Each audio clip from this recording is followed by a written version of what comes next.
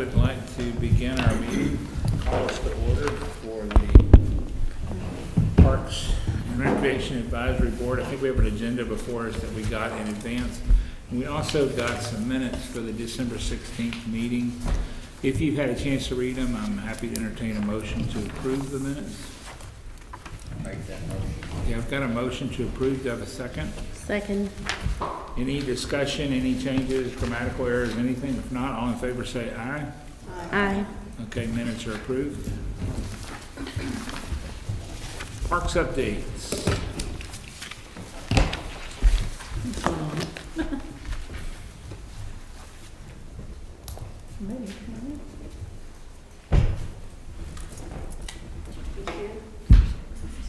The green's going to put their batteries out. Turn it on that here. That thing's not plugged in.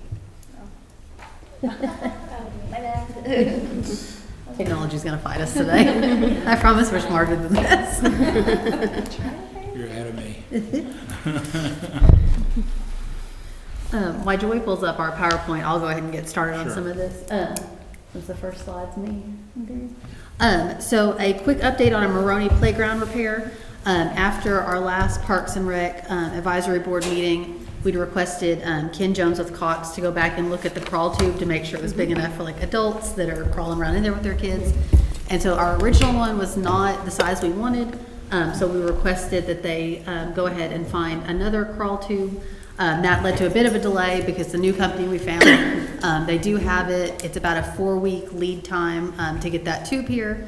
And he can't really start construction until he gets the finalized drawings from that company because he is having to build essentially a custom frame to go around that crawl tube. So we have about a 4-week lead time, and once it gets here, it's about a 3 to 4 week construction. And thank goodness that should put us opening right as kind of summer starts. So it worked out pretty well. And we did ensure that crawl tube is big enough for kiddos to use, parents to use, and went with the bigger size. Also on McCrimmon, all the materials have been manufactured by the company. They have been shipped and received by Crosswinds Contracting, which is in Huntsville, I believe. They're the installers. So all of the parts get ordered from all over different places. They all get shipped to Huntsville, and then they give us an installation date. Our on-site demolition is complete, and our install date, they have tentatively said mid-April. Is when they could be on the ground starting some of the dirt work and then the installation. So that, again, thank goodness, should line up with our summertime and all of our kiddos getting out of school. So we're really excited to get that started. Once we have more of a firm date, we'll let y'all know in case anyone wants to come out and see how playground's installed. We do also try to do some volunteer opportunities, if anyone wants to come and help spread mulch. Or we tend to spit shine the whole area, pick up trash. So we'll let y'all know once we have a more complete installation date and kind of go from there. Any questions on that so far? How long will that McCrimmon playground take to install? I know we're going to get a date, but They said about 10 to 14 days. Oh, okay, that's fast. Yeah, and that is for the playground, then they put the Yeah. borders in, Yeah. and then we'll have to fill it with mulch, and we'll do a few other little projects around, but about 10 to 14 days usually. All right. So for our parks updates, at Bonita Creek Park, I don't know if you all remember that field area closest to the road next to where the dog park is. It had some old football goal posts, and those have been removed, and then we've created a soccer practice field over there. We've also been updating, the Parks has been updating the picnic tables at some of the different parks. So far, the parks that have received new picnic tables are Robert McCrimmon Park, Ritchie Street Park, Bonita Creek Park, Lakeside Park, Festival Park, and Mill Pond. There are some other parks that are on the list as well that have just not, they've not gotten to as of yet. And this is an annual change out. We budget for 10 new picnic tables every single year. And these metal ones, while they're not as nostalgic as the old cement ones that are poured in place, they are ADA compliant. So if you have any sort of mobility device, wheelchair, you can actually now use these picnic tables. So we're excited about that. What's the lifespan on those picnic tables? As long as no one bends them, they should be about 20 years. Okay. Because they're that coated steel. So as long as no one tries to intentionally break them, which happens every once in a while, and that's part of the drawback with the ADA tables is they have a further overhang, so you can do a mobility device under them. But it's also a weak spot that if someone jumps up and down, we always say the banana the table, because there's been a few people that we think have sat on them and grabbed the ends and pulled them up, so on each end it looks like a banana. We try to bend them back down, and sometimes we can bend them, and our parks guys resolder them, and they're okay, but it's forever a weak spot. Yeah. But in theory, 20 years if no one messes with them. All right. And for our recreation updates, just some recent events that we've had. Our youth basketball program had their championships. They were also invited to an SFA basketball game halftime where they were brought out onto the court and recognized. Recently, we did a new event. It was a teen night where kids between the ages of 12 to 17 were invited to the recreation center, and it was a rec center and library combo, and we partnered together to put on this teen event, and we had about 25 kids come to this, and we had a Nerf battle in the library, glow-in-the-dark pickleball in our gymnasium, and some games and a movie in this room that you're in currently. So it was a pretty big success. We've had several teams that have asked us when we're going to be doing it again, so I think that it's definitely something that we'll probably want to offer again in the future. Our youth volleyball for spring has, they're getting started. They started practices this week, and we do have an all-time high of our registration. We got 10% registered more than last spring for 2024. What's that total? So the total is, off the top of my head, I want to say it's about 154 participants. That's like a lot, okay. And then upcoming events, we have our corporate challenge that's going to start in April. We just had our coaches meeting for that last Friday, and we have 15 companies participating. They have signed up 402 teams in 13 different events. And that will all be, we're starting March 31st and ending May 3rd to get all of those events done. We have added a new event this year, one or two, but speed puzzling is one of them. I'm very excited because it's not as athletic, so I should be great at it. And Carly and I are the only women's pickleball team for the city, so y'all pray for us. It's going to be bad. Well, we're going to try real hard. Yeah, we're going to have a great time. Wow. Feels what's fun. All right, so that's pretty much what we got going for recreation. Any questions?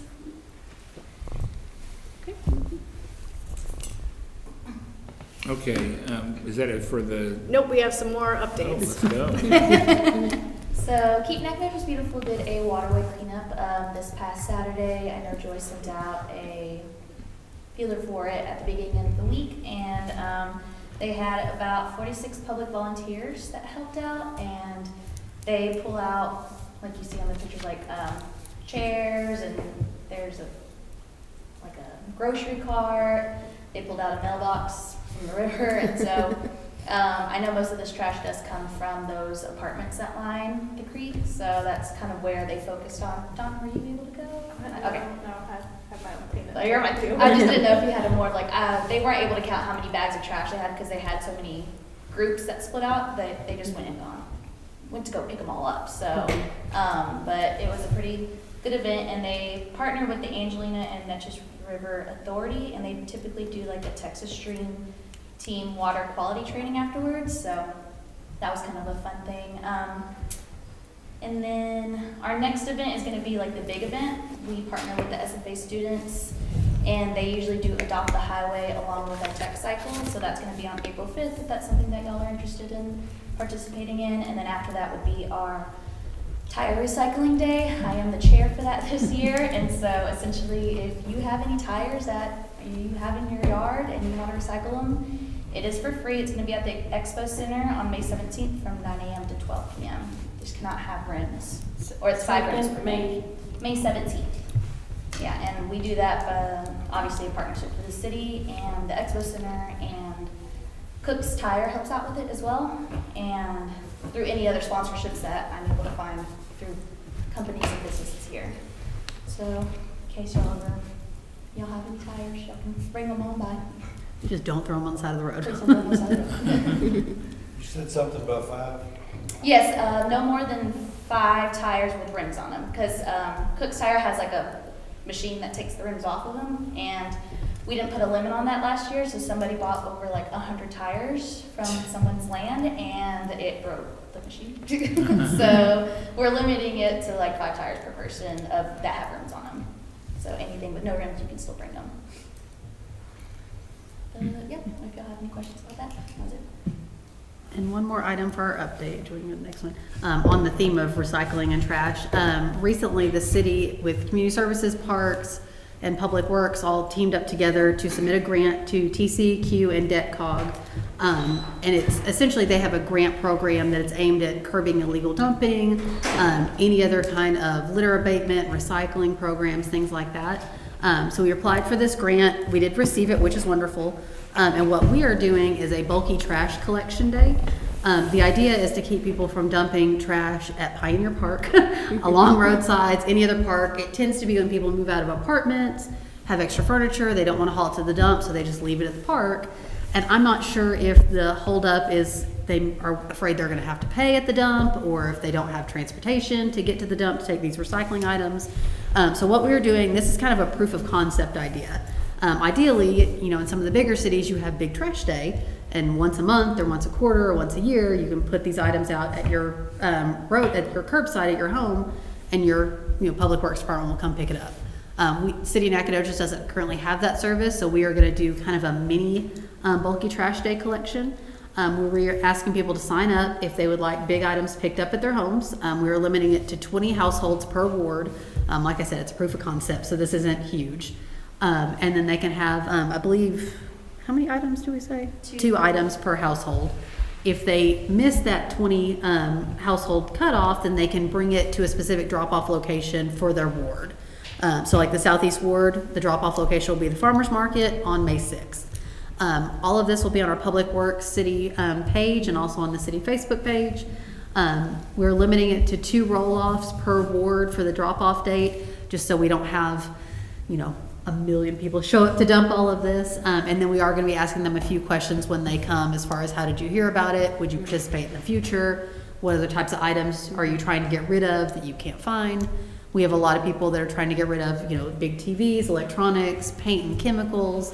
So just trying to figure out what the needs are in town to then see if the city can offer services, find partners, or just kind of give the community some general advice. So that will be happening essentially every Tuesday in May, and we are splitting up by ward, so that way we can see where some of the issues are and see where the biggest buy-in is.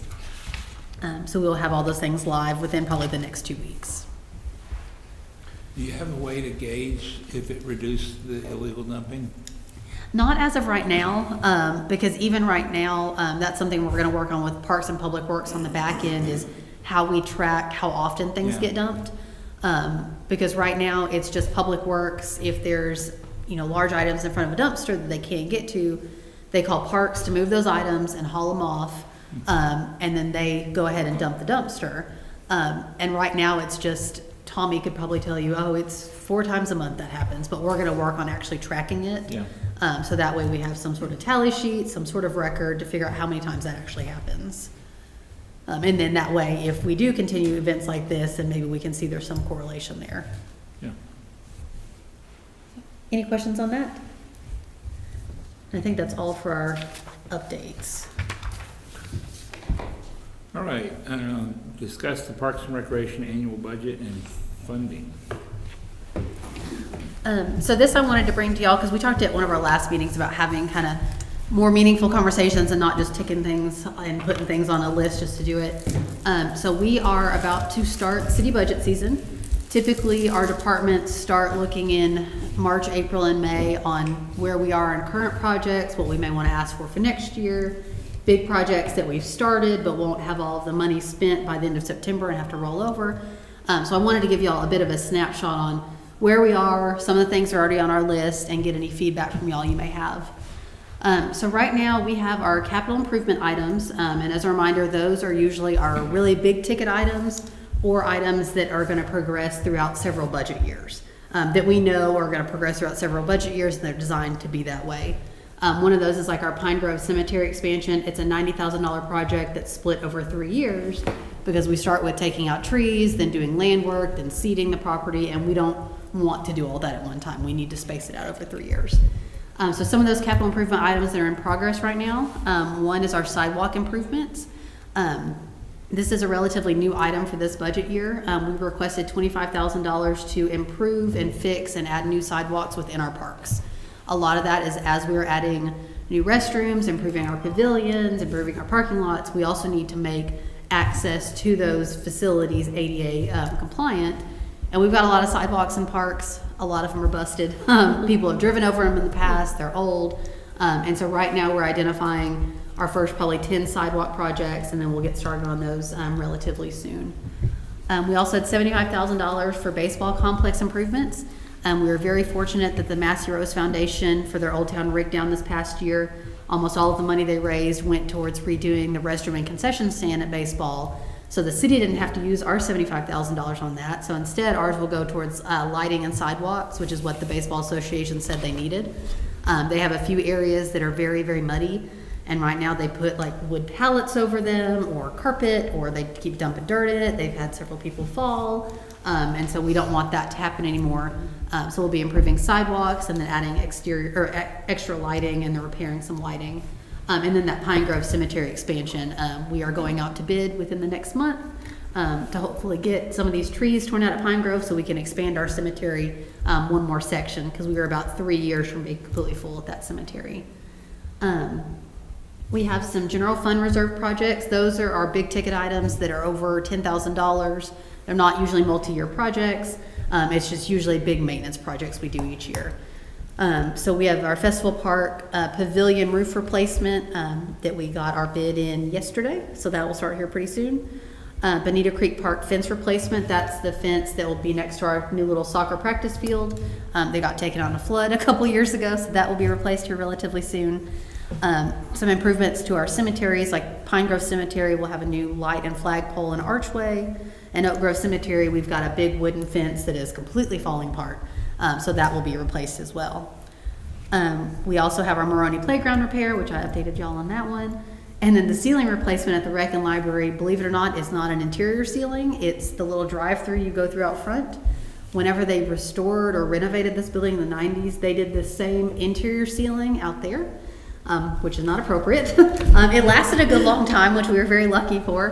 But now all of the metal in between all of these tiles is starting to fail. We've had a few pieces almost fall out that we've had to, temporarily place back in there. So that entire ceiling will be replaced. We even looked at just tearing it out, but since there's lights under there, we don't have the option to just tear it out and leave nothing. So we're going to start on that, and then putting automatic locks on the park restrooms, and then doing some repainting in the recreation side of the building. If you've been in our art room, it's a very, very loud green color, which I don't love. And it's starting to chip off, so that will be repainted just to make sure we keep our building in good repair. And then we also have our annual playground border replacement that Tommy budgets. I think it's $5,000 to $10,000 each year, because the playground borders, kids stand on them, they jump off of them, they get hit with mowers every now and then, and so every year we do have to replace some borders. And we also have some capital items that we know will not be fully completed this year, that we may work on them in phases. One of them right now is the Mill Pond parking lot, that we are still working through where exactly that goes on that property. So the design may be completed this year and construction next budget year. Same thing with the soccer drainage project. We have a new Nacogdoches Youth Soccer Association board. Michael Montes is still the president. He has a ton of volunteers, which has been a huge blessing to him. And so they are looking at where they would like to spend that $75,000. They've already fixed some of the drainage issues we originally planned on spending this money on, but there's some possibilities of moving some fields around, adding some additional lighting, maybe working on that concession and restroom. So they're going to meet as a board to kind of tell us what their biggest needs are. And so some of that may be spent this budget year, but then the rest would be rolled over. And same thing with the partial rollover items. We also have money for parking lot repaving within parks and park road repaving. Those get bid out with our Public Works Department. I'm one of those that I don't necessarily know how to bid out paving a road, but thank goodness Public Works and Street does. So when they have a contract, we tell them, we have these 10 roads and parks that need to be redone. And they'll say, oh, like we're doing something on South Street, we're going to go ahead and put your Pioneer Bridge or Pioneer roads with it. We also have a Pioneer Park bridge replacement. That originally, the idea was to make a pedestrian bridge at Pioneer Park.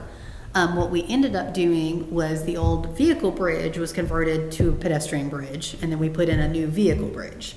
And so now, that Pioneer Park Bridge Replacement Project doesn't necessarily have to happen like it was scoped out originally. But we do have a bridge on the north end of Lenana Trail, if you keep going past the Schaffner Loop. That's an old Boy Scout project.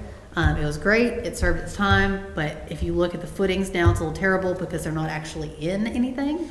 I think it's prayers holding that bridge up at this point, and so we have it boarded off because we put up caution tape and people ripped it down or hopped right over it. So we actually have it boarded up to where you can't use it. And then Carly did a great Google search, and turns out you can buy a prefab bridge online. You can buy anything online, turns out. And so we were getting some prices on that to where it's a prefab bridge that our parks guys would put together. I think they had a 50-year lifespan, something like that. So we could put in this bridge and never have to talk about it again. So we're looking at, do we spend all that in this budget year? It's significantly less. I think we had $120,000 estimated for that Pioneer Park Bridge. The prefab ones we're looking at are around $50,000. So we may have some cost savings there and be able to do some more maintenance projects. And then the Pine Grove Cemetery expansion, some will be done this year, and then we'll roll over the rest. I know that was a lot. Any questions on that so far? Yes, yeah, I've got questions. Okay. Quickly, walk us through the budgeting calendar, where you said right now we're in the planning. Yes, in our finance department, we have a interim finance director right now, so we haven't got our full budget calendar. Typically, it's March, April, and May. Our departments are kind of putting together our wish list and what we think we're going to want next budget year, what items we're going to roll over, what items we no longer intend on doing and want to repurpose the money or just turn it back in the general fund. So that's usually March, April, and May. By the end of May, usually our finance department has kind of locked the budget and said, okay, we're going to take our first stab at it. Because finance looks at it first and says, like, okay, we are $10 million over budget, you guys can't have everything. And they'll go ahead and cut out some things. Then usually by the end of June or early July, it will go to city council.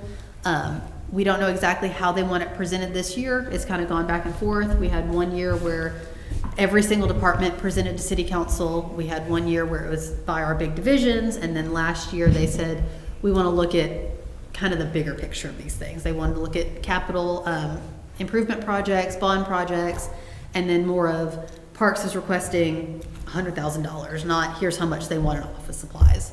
But usually our city council starts looking at that July to August, because then of course they have to approve it and it has to be in place by October 1. Majority of their conversations have to do with taxes and property tax and things like that, but occasionally they will cut projects out of our capital improvement plan or ask us to add projects. If they think there's something maintenance-wise that hasn't been done or a project in a certain ward that needs to get done, they can ask us to come back with a budget number for that. Okay.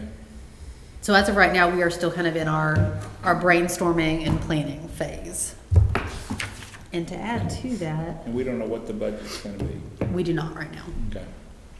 And that's something, especially with specific departments like parks or recreation or anything like that, we tend to look at what projects we have on the books as of right now and what's actually attainable for the next budget year. In the past, it used to be, let's ask for all 20 projects and see what happens. We were very fortunate because for a while, a lot of the projects got approved, but then we were rolling multiple projects, multiple years. And so our staff is really looking at what can we actually get done in this next budget year so we don't have to keep rolling projects, and we have a better idea of what we need to spend. We are still planning out, in 5 years, we may need to do this project, but we're kind of just putting that on the books. We're not asking for anything yet. Real quick, that drainage project in the soccer field, you said that they've done, I thought that was a big project that was gonna happen there to help drain those fields. Yes, so it was split up into 2 different budget request items. So from what I understand, part of the project was already done, and they may still need some drainage, but maybe not to the extent they did. And their board kind of said, let us have a conversation and see what needs to get done now, and if there's something else we can push out further, and if drainage really is the highest need out there. So the soccer folks decide whether the drainage has been repaired? they'll kind of tell us, here's what we're seeing out there. And same thing with our Parks Department.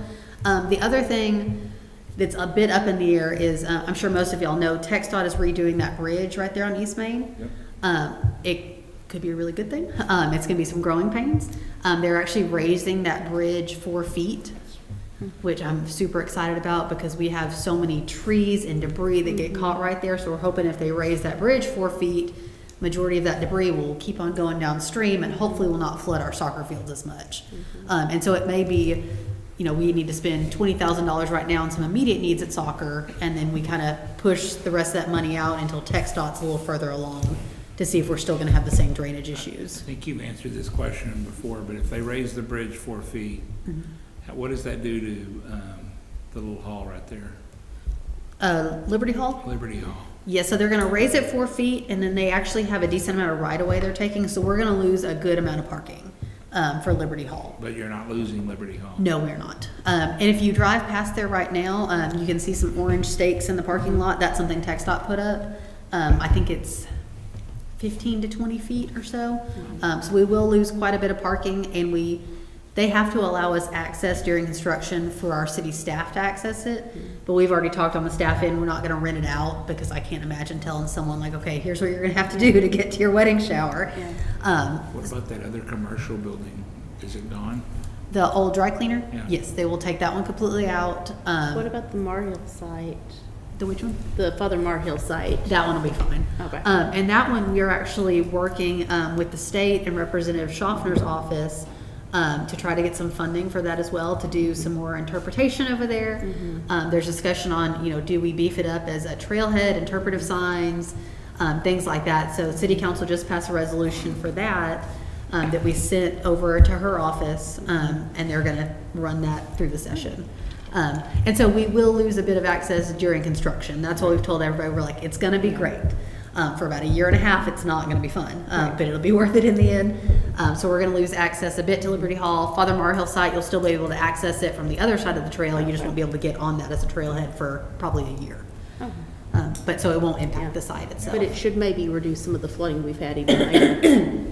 That's what we're hoping with raising that bridge. If we don't get nearly as much flood debris stuck right there, you know, during an active flood, it's still gonna be a mess. Yeah. But hopefully it won't flood as much of the soccer complex, because if y'all have driven past there during a flood, you can't even get on Rolfe Street, like it's all flooded out back there. We have to put up barricades and bollards and tell people not to kayak in there, which has happened a few times. We're like, that's not smart, you're gonna hit a bridge at some point. TxDOT will build you a new entrance to Liberty Hall. Yes, yes, they will. And, and that's what my pie in the sky hope is, that if that, if the dry cleaners area is going away and then there's a garage behind it, we've talked to TxDOT a few times. I'm like, it'd be great, because they're gonna have to buy that property, if they could then give the city that property, because I want to make it a parking lot and trailhead that will serve soccer and be another trailhead and access point, because who's going to want that piece of property at that point? So that's what we've talked to them a few times about, like, you're going to have access this How far. big would that piece of property be? Is there room for a dog park there? I don't think so, because I think I don't have it offhand, but our engineering department kind of played around with like how big of a parking lot we could do, and it's still relatively small. It's like 25 spots. So it's not a large area, because TxDOT will take, the bridge is gonna widen, and then they'll have sidewalks, and then they have their general right of way. So just to get it up 4 feet takes a lot of property on either side. So long term, it'll be worth it. It's gonna be some growing pains for a year to a year and a half. But it'll be fine. The bridge on North Trail. I don't know how many people are familiar with it. It's sort of way out. It is heavily used by people who are commuting on bike from all those apartments, so it's worth having there so they're not on University Drive. Yeah, anyone who hasn't seen it, it's a beautiful bridge, very well built. It appears to be there. 3 of the support legs are just hanging in the air. It's right on a curve, and the curve in that creek is getting wider very fast. Yeah. I saw Tom the other day, and I mentioned someone's gone down there and a little farther upstream, heading towards University. Had cut a path, believe it or not, it wasn't me. he brought, I thought it was you. It looks like they're taking a running jump to go over the creek, but it is a nice straight section that's not eroding. Creeks like to erode on the curve, and it might be something to think about if we put a new bridge in, is to move up away from the erosion, where we're not in the same place in another 5 or 10 years. Yeah, we can definitely look at that, because even right now, Tommy measured that bridge because we were looking at those prefab bridges. And the bridge we currently have, I believe, is 45 feet, and the prefabs go up to 40 feet. And they're like, it could save you a lot of money if you find a little bit narrower spot so they don't have to custom build us a bridge. So we can look at that spot, and we even measured just a little bit east, and there's several spots that are, I think, 35 feet for a crossing, so that prefab one would easily fit and also have some space for that creek to erode, because it will eventually. It's a nice bridge, very well built. I see Tommy built it. I think it was a Boy Scout project. Eagle Scout project. Yeah, and they did a great job. It's It's just just they hanging always, on to the joints. it makes me nervous. And I it's- have to wonder if when we build these bridges on trails, the big cities spend a lot of money on the fancy bridge, but most places just use a plain, very basic walkway without the rails and all the fancy stuff. It's hard to, the city engineers or whoever, it used to be Bartlett, is he still here? No, now it's Case Opperman as our city Yeah, engineer. Okay. So when I've tried to get trail bridges done before, the engineering became a problem. Yeah, and So that are these prefabs, do they meet their standard? they do. They meet state specs, and also with this specific bridge we're talking about, it's not in the normal high water line for that creek, and so we don't have to have the Corps of Engineers look at it, which is a blessing, because that's where I've got hung a lot of times with different projects. And so essentially engineering has looked at it so far, but like, this looks like a great bridge. It's steel support, steel what's it called? Truss, there we go. Can you send us the website for that? Sure. Yeah. Yeah, and it's a Texas-based company is the one we're looking at. It's up in Greenville. And it's great because all of it's like the concrete boards, everything's steel, and so we can put this bridge in, and it'll be there, God willing, till I retire. Awesome. Until after I retire. And on the annual budget funding, I just wanted to give y'all a running list of just what we have to date. We will add to these items. But the requested items that will be somewhat new is a replacement mosquito fogger. If y'all have ever seen Tommy drive around town, he's got a weird contraption in the back of his truck. It's a mosquito fogger. We go spray low-lying areas that have a ton of mosquitoes every year, spray all the parks. The mosquito foggers right now are still working. There's one that is the oldest one that's on its last leg. So we will be requesting a new one of those. A tractor, which is something that happens every 5 or 6 years, depending on what year tractor we have right now. So that tractor is listed in our equipment replacement fund. So it's not necessarily new city dollars. As soon as we buy a new piece of equipment, we start stocking away money to pay for its replacement in 5 to 10 years. So we will be requesting that, but that's not a huge budget ask because we've already planned for it. We are asking for a Schaffner Loop entrance sign at Lenana Trail North. The estimate we got is about $9,000. It would look like our park signs. If y'all have seen them out there, they're the little, they look like a street sign almost. But it would have the park sign, be set up pretty high, and then under it have a border that says Francis Schaffner Memorial Loop. And that would be out on University.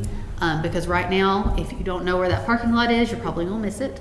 And someone, Sign got run over. yeah, someone hit our one sign that we have out there right now. I almost missed it the other day because it didn't have the Schaffner Loop sign there. We do have a few garden clubs in town that support the Parks Department. We did submit this Schaffner Loop sign as a grant project. So we may have some funding from them that then we would try to make up the deficit, if there is any, in our budget request. So that one may be a lot lower cost than the $9,000 estimate. And then one thing we are gonna pitch to our city manager is adding a parks maintenance position. Right now, spread out through the whole city, we have 2 maintenance staff that covers all the buildings, all the parks, all the sports fields, fire departments, everything. So it's 2 maintenance positions. With all of the improvements of the parks, we have so many bells and whistles as far as, electrical outlets, new plumbing, new restrooms. Our park playground equipment is supposed to be inspected every 6 to 8 weeks, just to make sure that everything is tightened like it should, meets safety specs. And right now that falls to parks laborers, who's ever free. If our maintenance staff is free, they go do those things. So we are gonna be requesting that position, so that way we have a dedicated person that is maintaining all the parks. But then if our maintenance staff is doing something like replacing an AC unit on top of City Hall, we have another maintenance person that could go help. So we have more than 2 guys who work very, very hard trying to get everything in the city working all the time. So that's kind of our items we have as of right now. There may be more things, and if there's things that y'all think we need to look at, please either speak up right now, email us, and we can start tracking down those estimates. Because when we do submit this to finance and our city council, it's not just, I want a parks maintenance position, it's, I want a parks maintenance position, here's why, and here's how much it costs. So we do have to have those estimates with it and justification. Any questions about that, the budgeting process? And one thing we updated y'all on last time was our, we were really excited about this LED grant we received. It was to replace an AC unit in this building, LED lights in the library, and then LED lights out at our baseball complex. This was a State Energy Conservation Office grant, and they received that money from the federal level. Because of one of the executive orders, that project and that program has essentially been postponed indefinitely. So these are already items that we had budgeted. So we were hoping to have them budgeted because they were already there, and then if we got the money back, everything's free essentially, but if we don't get the money back, we still have it in the budget. So as of right now, we're kind of in a holding pattern for those couple things. We can wait about another month for baseball lights, and then we'll have to do them anyway. Same thing with the AC unit replacement in this building. We can wait about a month before it starts getting too hot, and we'll have to go forward with some of these projects. We're hopeful that grant will come back, but if it doesn't, we're not having to go get a budget amendment or anything like that. It's already in our budget. So we just wanted to update y'all. We were very excited about that grant, but there you go. Okay. All right, let's move on to 5, discuss the Texas Parks voting grant application. Yes. So this project, this is really just kind of, I would like some direction from y'all. This project was submitted to Texas Parks and Wildlife in May of 2023. It's a project that was written and started in 2022 before I was the director here, and so I've kind of inherited this project. Essentially, it's a Texas Parks and Wildlife Boating Access Grant project. Originally, it was written to redo the lighting, and this is all at Lake Nacogdoches West Park in the bottom area. It was written to remove and replace an existing restroom, improve lighting in a parking lot, improve the access road down to some of the shoreline, shore stabilization, and then add a kayak and canoe launch area next to the boating access area.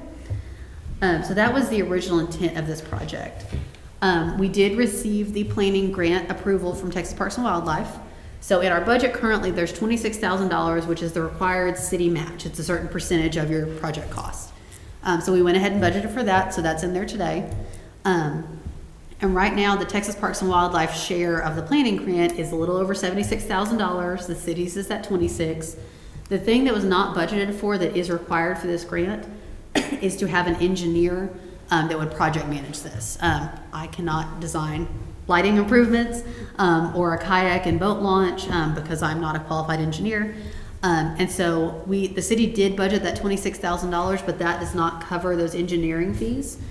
We typically go with SPI, with Schomburg and Polk Incorporated. And they're the company that helped us submit this grant, so typically we go with them to do these engineering projects. And so if we do move forward with this planning grant, I would have to go to city council and say I need an additional $27,000 to do the planning portion of this grant. Now, if approved, if the planning portion, if we receive that grant, which we did, and we successfully complete it, we are guaranteed to get the construction grant that goes hand in hand with this. If we decide to go forward with the planning grant, get the budget amendment from city council, and move on to construction, the Texas Parks and Wildlife share is $635,000 and some change. The city share is about $211,000, and then the administration fee is almost $60,000. So essentially a $290,000 project to add these items. It is a reimbursement grant, so the city pays for all of this up front, and then Texas Parks and Wildlife reimburses us 75%, We cover that 25% plus our administration fees. And this would be spent over the next 3 years. I brought this up to our city manager, just because before I start spending any money on this planning grant, signing anything, I wanted to make sure that the city and council and our boards are okay with committing the city essentially to almost $300,000 to spend out of Lake Nack West. Like I mentioned, this is a project that I inherited, so it's not necessarily my baby, but I wanted to get y'all's opinion on if this is a project that we want to move forward with. Texas Parks and Wildlife does not hold this against you if you decide not to, because I will tell you there's a few other Texas Parks and Wildlife grants we have looked at for other projects that we are intending on applying for in the future that are much smaller dollar amounts. So if we decided not to move forward, it doesn't get held against us in other grants. So I did want to put that out there. What happens if they abolish TPW? If they do, then we would be out a portion of these costs. So that is a concern as well as of right now. And as of right now, the city in the 23-24 budget year spent a small amount. I think it was $5,000 to $6,000 with SPI to put this grant application together. That's already been paid in the past budget year. But as of right now in this budget year, we're not out any money. So if we decided today to not move forward with it, we have that $26,000 in our city budget that we may be able to spend on other maintenance projects. Or if this board says, I think this is great, we need to move forward, then I would go to council and ask for another $27,000 for those engineering and administration fees, and then we go from there. But there is the possibility that, depending on what legislation looks like, that these programs go away. Can you go back one picture? Yes. And I will mention that we would have to alter this grant a bit because one of the items is remove and replace an existing restroom. Again, like I mentioned, it's a project I inherited. So that restroom that we call out in this proposal was just renovated. So I mean, that would cut a lot of money off the top of this because I believe that estimate was around $200,000 for demolition, construction, and then the construction documents as well. So that portion of the project would go away because we just renovated it, so that bathroom's good now. So Do you know what kind of shore stabilization we're talking about there? So they showed right at the shore, because if you look right north of this, that's where the beach is, the sand beach. That was a different grant project that we just did an accessible walkway, added the shore, and so this is more of like those concrete blocks, just to make sure we don't lose this area. Okay. And so it wasn't for swimming or fishing or anything like that, it was more of just shore erosion. There's concrete blocks in there now, it's just, it's unstable. Okay. I mean, they're not moving, but they're uneven. It's washed out behind them, under them, around them. Yeah, and I think that was the idea, to improve that access down there, because there also is an ADA parking lot down there, and that little driveway and the walkway gets washed out a lot. Some of that stabilization needs to be fixed. So from what I understand, what we have right there isn't gonna fall into the lake. So, I don't know anything about this. Is this the only way for the public to launch into the lake, right here? No, ma'am. And the boat access would not change. Okay. The boat access right there is stable. And then at Lake Nack East, there is another boat launch. So this would be, they call it a boating access grant. So essentially, they want to add more amenities for your boating access areas. So it doesn't change the boat launch we have here, and we do have the launch over at Lake Nack East. This would add a kayak and canoe launch. And honestly, I don't know how people launch kayaks and canoes right now. They block the boat ramp. They what? They block the boat ramp, Oh, okay. so they're gonna set their kayaks out, and then they're gonna load them. And you got people lined up with their regular boats, and they just, a lot of times they just sit there. Oh, okay. You got people backed up. So if they put something on the side, then they can launch to the side. I don't know how they plan on doing that, because Yeah, that's there's a kind of ditch nice. right there. Doesn't look like a great spot for it to me when you're out there. And I think it's where a lot of the engineering comes from, because I believe there'd have to be a lot of dirt work right there, Yeah, ditch. things like that that are far above my pay grade. I am not an Is there engineer. currently lighting out there on the parking lot? Or is, There is, it probably could be improved. It's not LED lighting, and it doesn't always work all the time. but when it says improved lighting, because I mean, you're talking about $900,000, right? Yes. Minus the restroom costs, so you're saying 600 and something or $700,000. Roughly, yes. And I'm not really sure that I understand. I know that shore stabilization would be probably pretty expensive though.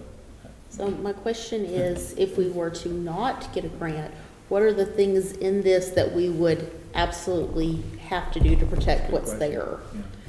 Yeah, and that's a good question. Some of this, like I mentioned, the engineers I did talk to, the shore stabilization is a concern, but isn't necessarily a safety concern. It's more of a, you're going to have to stabilize this at some point. Because once you do shore stabilization, it's not a fix forevermore. It's a, we're going to fix it, and in 20 years you look at it again. And so I would have to do some more digging to see when we originally did this and when we've done maintenance, and then kind of work that out. I do think we need to improve some lighting out there. We want to improve lighting for safety, but also we don't need lights that are on at 2 a.m. because you shouldn't be out there at 2 a.m. But there is some need for lighting, you know, when people are, I mean, fishermen are out there early. If I tell them the park's closed, it doesn't matter. You know, they're going to be out there early anyway, trying to launch their boat. So I think there is some improvement in lighting we would still need to do. We have asked for lighting projects in city budgets in the past, like we've done some things at baseball and softball, and, you know, they are higher dollar items, but they can be done independently if we need to. I'm curious to the neighborhoods that are out there on the lake, do they have their own boat launches? You If got they, a couple. Yeah. Yeah, toward the back of the lake.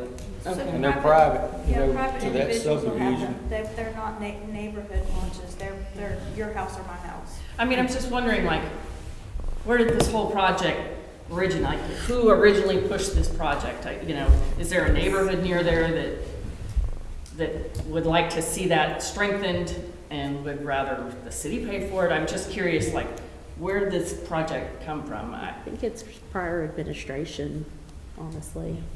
They've started to have a few You kayak said it was tournaments out there too. Well, I was gonna say Some- kayak yeah, so is Brian, who growing was a our lot, former yeah. director, was one of the ones that worked on it. I don't know if he got a request Yeah. from specific people Now- or how it came about, but Is there a Brian and dedicated SBI are the ones that kayak wrote canoe it. launch anywhere, So or it is sounds like a it lot of just the money. boat launches everywhere? It is. I didn't know about, I know not on this side. Yeah, and that's why, Yeah. West side or Yeah. east side? West side, Yeah. west side. Those bathrooms were put Yeah. there when I was Yeah. in college. Subdivision only. Yeah. Private. Yeah, I mean, I feel like we probably Yeah. need a kayak launch. And I will mention that Honestly. restroom at the bottom did get renovated, so that one is ready to go again. And the one up at the top, unfortunately, got hit by a tree, and that's one we are gonna have to demolish. I already asked Texas Parks and Wildlife, well, like, hey, it says this bathroom, can we just do the top one? They said no, because it's too far from our boat access. And I was like, well, it's the same park. I argued with them a lot. But it was too far, because they said it has to be for recreational boating. And my argument was, well, if someone does a fishing tournament, we force them to rent all 3 pavilions, so we don't have arguments over birthday parties. I was like, so for tournaments, they're using it. And they're like, yeah, but for everyday recreation, they're using the bottom one. So I tried that argument, because I was like, we need that bathroom redone. That would be great. And so this one, like I mentioned, this is not a project that I came up with. It was, you know, it's something that with these grants, we write them so far in advance, by the time they're approved, we don't always have the same staff. So I don't have a dog in the fight. And our city manager, of course, was not here at the time either. So if this is something that y'all love, we can keep trying with it. And city council still may say, no, we don't want to spend another $27,000 on this project. Or if it's something that this board says, we don't really love it, we think we could do other things, then we can just go forward and say we are going to decline this grant and we're going to apply for something else in the future. The only thing that I've seen out there is that the lighting is a must, because the boat ramp's open 24 hours a day. You can fish all the time. I've fished out there a lot. It's got some, you know, relatively dim lighting. But that, out of all that right there, the only thing I see out there that could possibly be a need would maybe be some better lighting. And that's something that we don't have to get a grant for. That's my opinion. And that is something, since we're in kind of city budget season, where it's like, if we think that, okay, lighting really does need to be done, we can start getting some prices together. And that could be an argument to our city council that, you know, we didn't want to commit the city to, you know, almost $1 million, because we really think lighting just needs to be done. So that's why we're asking for this in the budget. Is the pier rotten? Is what? Is the pier rotten? No, ma'am. It's just older. It probably does need to be replaced within the next 5 to 10 years. But also, most people use that bigger fishing dock that's a little bit north of that red line, because we have The one that's that. projected out Yes, the one at the top is a fishing dock, and then there is another one down at the bottom. And the top one is the most, it's been years since I've been out there, but does it have rails around it? I can't remember. That one does, it Okay. has rails around it and a roof. The one to the south here or to the one bottom? that's up at the top is there. Yes, yeah, the one at the bottom does not have any rails, it's just a fishing dock that goes A straight. couple poles, Yeah. big ways and out the end. And we're deciding today to move on with this, or? So that's something, right now, Texas Parks and Wildlife with this planning grant, we have roughly a year and a half to complete it. But it is something that we've been talking to the engineers and things like that on what they would need to move forward. And just for kind of cleaning up some of our records, I would kind of like some feedback on, you know, we really don't like this, we don't want to do it, or yes, please go to council and ask for that additional money to do the engineering side of it. I just wondered if we had time, not as a group, but just to go out and check and see what we thought about it. Absolutely. And this doesn't have to be decided today. I just wanted to get some general feedback before we got too far in budget season. We try not to ask for a lot of budget amendments past usually May, because then it gets muddy with budget amendments to the current budget or what we're asking for next budget year, so we try to separate them a bit. Is there a way, is there already in place like an itemized list of what each one of those projects is estimated to cost? I can go look. I believe there is, and I think the lighting itself was $40,000 to $50,000 somewhere in there. And I don't know if that meant new poles, new conduit, new everything, or if it was just bulbs or what that looked like. So I can try to pull that itemized list. Okay, I think that would be helpful. So the money we spent on the restroom can't be applied to the matching. No, it can't. I wish I'd have known this was going on. I didn't know that this was out there. I know we've done things in this park before, but I had no idea that we were looking at this project for some reason. Yeah, and this was something that we applied for it in '23 and then didn't hear anything about it for almost a year, I think, for Texas Parks and Wildlife. So by that point, we already had redoing that restroom in the budget, so we moved forward with it. And so when it came like, hey, you got this planning grant, when I heard from Robert Haberly, who's our contractor on this, I was like, what do you mean? What planning grant are we talking about? Yeah. And so it was a bit of a surprise to me too. And we did ask if any of the work already done out there could be used. And really a lot of our match is covering the engineers to design the project. Yeah. What did you say about asking if some of this work had been done? Is that what you just said? Yes, the restroom that we have listed here, to redo it, the city, we already redid that restroom. Okay, We didn't tear it down remember and that. rebuild it, we just renovated I it. remember that part, but that's the only part. Yes. Correct, okay. Yes, ma'am. So I think I've heard chatter on both sides over here about the need for a kayak canoe launch. Yeah. Is that something that y'all could pull out of that? Well, I was curious about that itemized, what that would Yeah, cost as a yeah. standalone project. Because I think that's a worthwhile, especially if we Yeah. if we continue to have more and more kayak. Interest in the yeah, community for interest. sure, And we yeah. have tournaments and stuff and Yeah, with the And- kayaks, so. yeah. And I can certainly, like I mentioned, this doesn't have to be decided today. I was just kind of trying to get some feedback. At our next meeting in May, I can certainly bring back that itemized list of here's what they had estimated for each one. Right. And then see if any of those are items we want to put, either find a different grant or do a budget request for that. So I can bring that back to y'all in May. Does the east side, wouldn't the east side be better for kayaks than the west side? It might be. And that I don't know, I don't have a kayak or a canoe, but the east side, we could also decide, you know, is this something where we improve the lighting here and we do kayak and boat on east side? So I'm gonna say I don't kayak or canoe either myself, but that side of the lake is safer Yes. to get in on and move around the lake on. Which side? The I'm west sorry? The west side. Oh, Oh. Yeah. It's the most common one, I would say, Yeah. wouldn't you? Are you asking if it's safer? I'm saying that it's safer. Oh, okay, that's If what you I was launch gonna on the east say. side, you launch with the boats. That's it. That's your only choice, is to launch with the boats. Well, my father was a Yeah. big fisherman, and we grew up playing in that lake, so. well, yeah, at the May meeting, I'm happy to bring back kind of the itemized list of what we have estimated, and then we can kind of go through and be like, all right, we don't do that one, but we'll ask for these in future budgets. He brought up a good question. And I've canoed all my life. And fortunately, I have family on the other end of the lake, so I don't have to launch down there. But that's an area in a canoe I avoid. Okay. between the boats and all the waves from the boats and the high wind, that if I wanted to put in at Lake Nat, I would go over to the other side. To the east side, Yeah, that's the one we would launch from. yeah, that's just, canoes and powerboats don't get along. So, with this grant, everything's gotta be close to the boat ramp we already have. Yes. Right.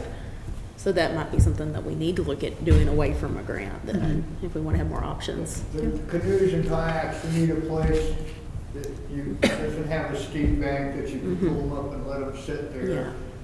And you load and unload Yeah. and just, rest. You don't want a real steep bank, but they just slide right back in. But yeah, I mean, that's gonna make them cross in front of the boat ramp. So are we To get meeting, in and out, or way down and around. so are we meeting again before we have to decide on this, or are we, Yes, because this one has like a year and a half okay. time frame, so we don't have to decide. So I can bring this back in May for. Are y'all comfortable that we push it off to the next meeting? Yes. And everybody go With put more their boats in and information. see what you think? Or your kayaks, whatever, yeah. And then if you have any itemized information Yeah. as far as the projected costs, because I can see where the canoe kayak might be interesting to look at, the lighting might be interesting. If you have that kind of information, share that with us. Sure. I can absolutely do that. All right. Besides the boat ramp is to go down That was it for that one. Yeah. What's that? That was it for that item. So now we have item 6. Okay, thank you. Item 6, discuss dog park options. Okay, so we've had this discussion a little bit here and there. We're able to get final numbers of how much money that we currently have. So for those of you that don't know, every June when we have the Blueberry Festival, the running of the blueberries, that 1 mile, 5K, 10K, is actually a fundraiser for Dog Park Nacogdoches. So that basically means that the money that we're raising gets put into a special fund that can only be used for dog park items, whether that's a new dog park, improving the current dog park, whatever that might be. So currently in that account, we have $71,282.35. So that money can be utilized for any of the dog park things that we might need. So I know we've gone back and forth about whether we wanted to do a new one, where it might be, things like that. So with this information of how much money we have, we wanted to bring this to you all, let you know that different options that we can discuss. So we can talk about expanding the current dog park and adding amenities and improvements to that one, or creating an additional dog park at a new location, and then possible secondary locations that we've kind of discussed previously have been Mill Pond Park, Ritchie Street Park, both as options. And one of the reasons we wanted to bring this up today is because, Blueberry Festival's coming, and we've faded some heat every now and then for like, oh, well, y'all are just socking away this money and not doing anything with it, because it's kind of been back and forth on, do we expand the current one? Do we build a new one? If we want to build a new one, where do we put it? So we would just kind of like some consensus on, and it doesn't have to be, again, it doesn't have to be today, but kind of we want to put our money into expanding and adding amenities to the current one, or we're going to build a new one. And we don't have to have a location today, but like we want to build a new one with this money. And it can be a both and, because there are some items that I have on the next slide where it's like we can add and spend some money to the current dog park and then keep saving for a secondary one if that's kind of the desire. Do y'all remember what that group that came and presented to us about the needs for the dog park? Do y'all remember if they said anything about expansion? Or they wanted a So, they wanted all I- together? We'll probably talk about a second one. I think Yeah. they were talking about a second one because they felt like the current one did not have enough space. Yeah. Now, I seem to remember some discussion at some point too, that there were limitations about how much we could expand what's there because of floodplain. Correct. But I don't remember the details. They want one for the bigger dogs where they can Right. get more run Yeah. room and aren't mixed in with the little bitty dogs. Right. Yeah. Some of them get along, some don't. Right. Yeah. And even as of right now, we can expand the current one. and Tommy got an estimate, to add about 15,000 square feet to it. Because the good thing is, we are in the floodway, but adding a fence is an allowable item in a floodway. If we wanted to build a whole pavilion and a restroom at that back corner, we're not gonna be allowed to, because it's gonna get flooded. But if it's a fence, essentially it functions the same way a tree would. It's either gonna break away or flood debris is gonna go around it. So we can expand the current one if we desire. So what we kind of put together was a list of things that we could either add to our current dog park, that we heard about, or that Joy and Cece and Tommy heard about at our TRAPS conference, that some other dog parks have, or if this group says like, no, we want a secondary one, and we want to start looking at locations and price that out, then we would leave the current one as is, and start looking for another location. So we came up with stuff like expanded fencing, a dog slide, which I desperately want because I think that's fun now. I think it sounds cool. It's a picture on the top right. Adding more benches. One of the big things that always came up is we don't have enough shade. The easiest way for us to get shade is by adding more trees. I would advocate for buying bigger, more expensive trees because dogs tear up the little baby ones, and they take a lot of maintenance. So we would spend a little bit more money on bigger trees, do some protective coverings around them for the first couple years and establish those as shade. And then Joy saw at some dog parks, they actually do artificial turf. I have no idea what that would cost. It'd probably be expensive.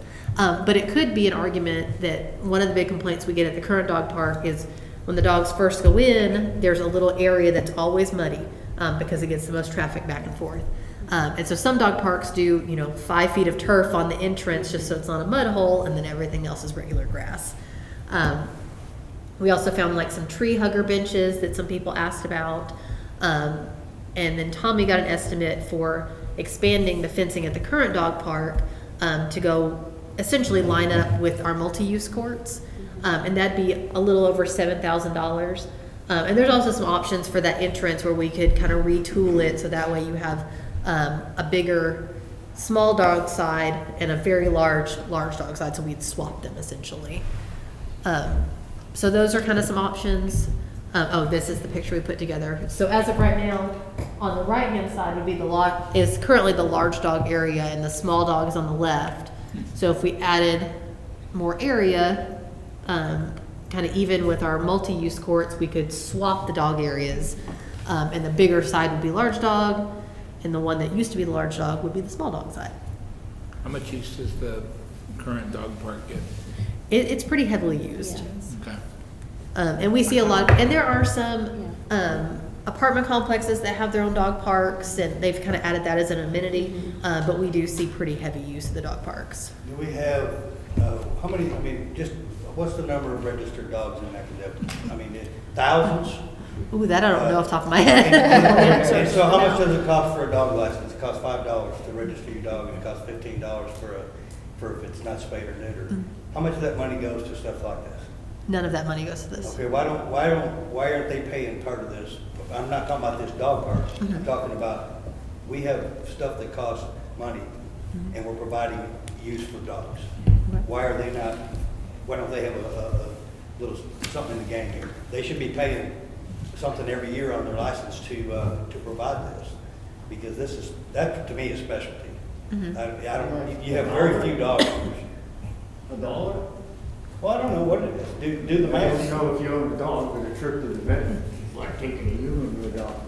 That's just what people take I out. could see that. Vet though. That makes sense, I can afford an extra dog. I have a trailer, and I have to pay license I for my got 200 trailer. cats. We're just talking about. You don't have to pay for license. So there's a registration No, you're fee. right. There is, yes, the city has a registration and licensing On the fee. trail. Not everybody pays it, So just- because there's a lot of dogs in the city that are not registered. That's definitely something we can bring up with city council as far as, because, and this is a bit separate, but Animal Services has all of their fees and permits and things like that.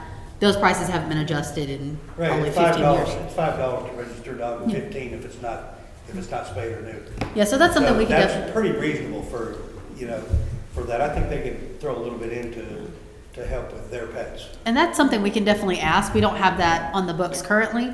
But we did want to bring this up just because But we there do is have that money, $71,000 that we cannot use on anything else other than expanding this dog park or adding another one, just because that's how that money was fundraised. But going forward, it could be a question of council of, we want some Well, registration that'll help fees. maintain too.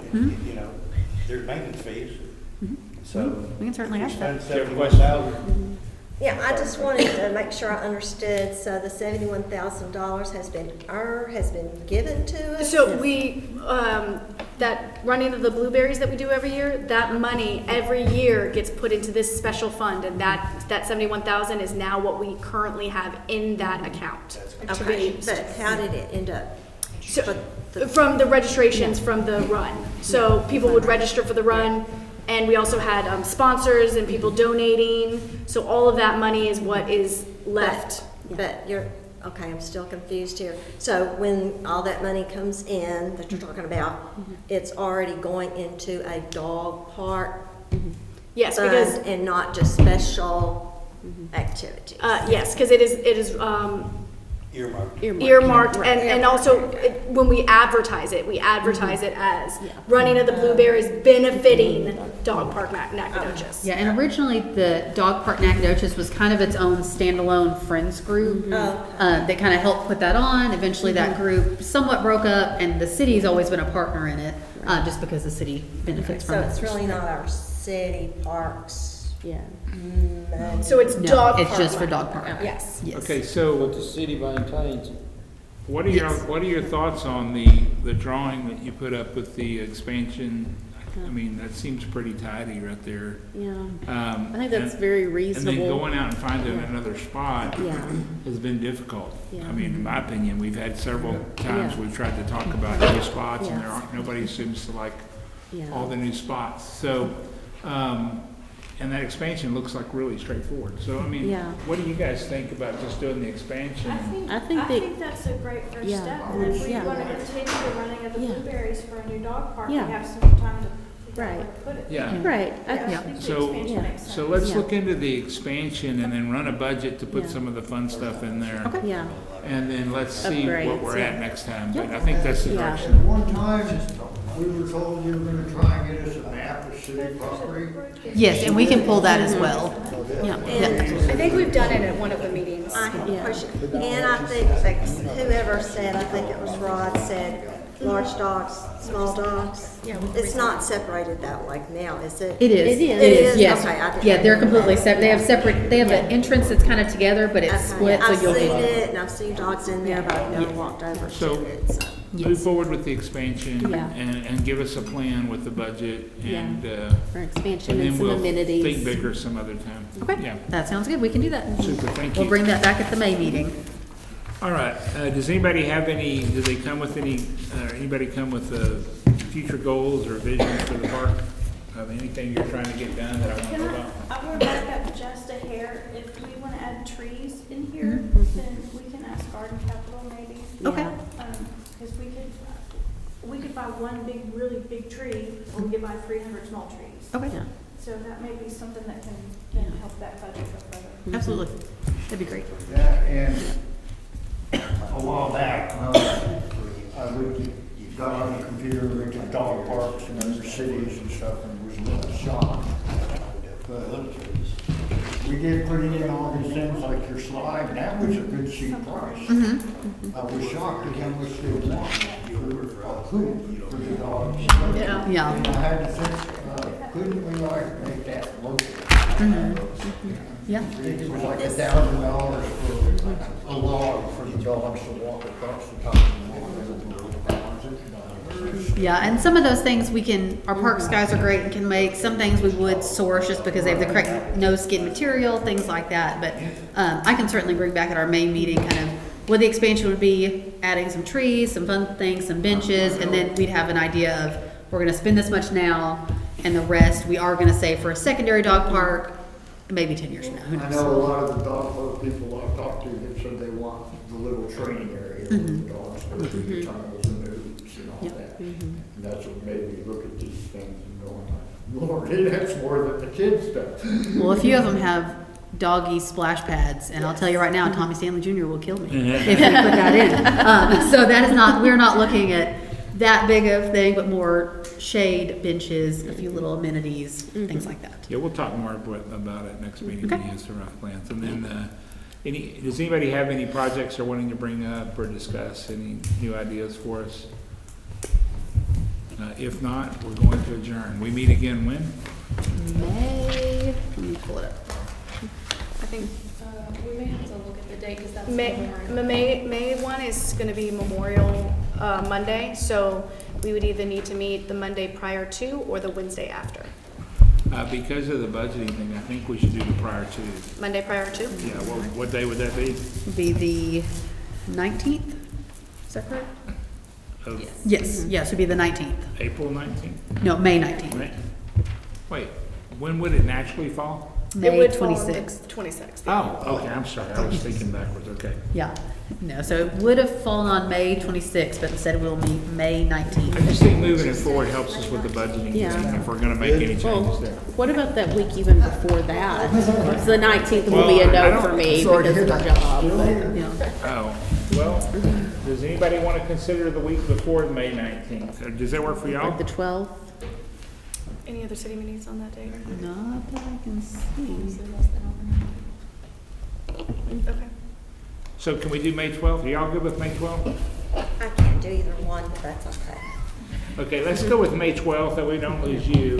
And I do want to get up closer. Get a jump on to that. the budgeting thing. So, Yeah. great, thank you guys. Thank you.